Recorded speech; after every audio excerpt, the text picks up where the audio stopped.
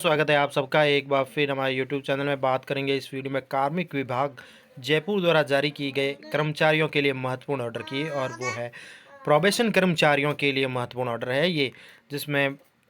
जो महत्वपूर्ण संशोधन किए गए उसी को ध्यान में रखते हुए बात करेंगे। भारत के संविधान के अनुच्छेद 309 के द्वारा प्रदत्त शक्तियों का प्रयोग करते हुए राजस्थान के राज्यपाल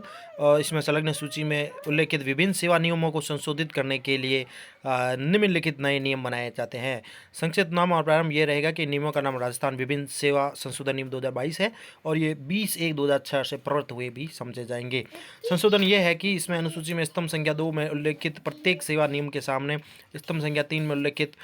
कतिपय मामलों में स्थायीकरण से संबंधित नियम के विद्यमान उपनियम 1 के स्थान पर निम्नलिखित प्रतिस्थापित किया जाता है। तो स्थायीकरण को लेकर महत्वपूर्ण यहाँ पर संशोधन किया गया है राज्य कर्मचारियों के लिए कि पूर्ववर्ती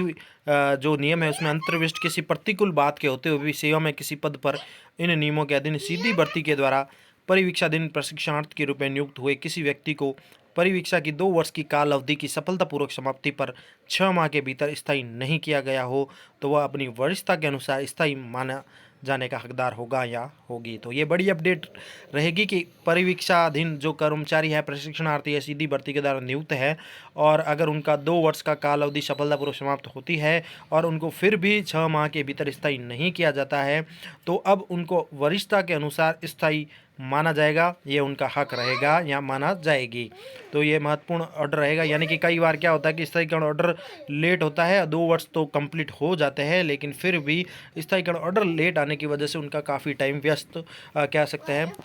खराब चला जाता है। इसी को ध्यान में रखते ये ऑर्डर है कि अब 2 वर्ष की काल अवधि सफलतापूर्वक समाप्ति होने के भीतर ही अगर 6 माह के भीतर स्थायीकरण नहीं किया जाता है तो उनको अपनी वरिष्ठता के अनुसार स्थायी माना जाएगा। इससे साथ ही इसमें यह भी नियम है कि उसने यदि एक नियुक्ति प्राधिकारी के अधीन उस पद पर या उस पद पर कार्य किया हो और इस प्रकार का कार्य करता है या करती है, और यदि वह प्रतिनियुक्ति या प्रशिक्षण पर नहीं होता है, साथ ही वह इन नियमों के अधीन विहित कोटा के अधीन रहते हुए स्थायीकरण से संबंधित नियमों के अधीन विभिन्न शर्तें पूरी करता है या करती हो, इसके साथ ही वह किसी अष्टदायी रिक्ति के प्रति नियुक्ति किया गया है। तो यह महत्वपूर्ण ऑर्डर जारी किया गया है और ये राजस्थान के विभिन्न सेवा नियम हैं, और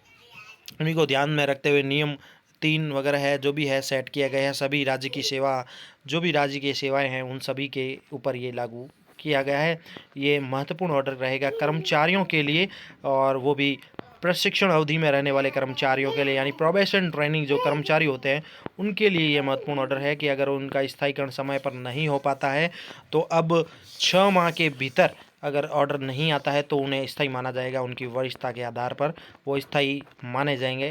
जिस प्रकार से ऑर्डर में बात कही गई है। तो ये इंपॉर्टेंट अपडेट आप सभी के लिए। 6 माह के भीतर स्थायी नहीं किया गया है तो उसे वरिष्ठता के अनुसार स्थायी माने जाने का हकदार माना जाएगा। प्रोबेशन ट्रेनिंग कर्मचारियों के लिए महत्वपूर्ण अपडेट।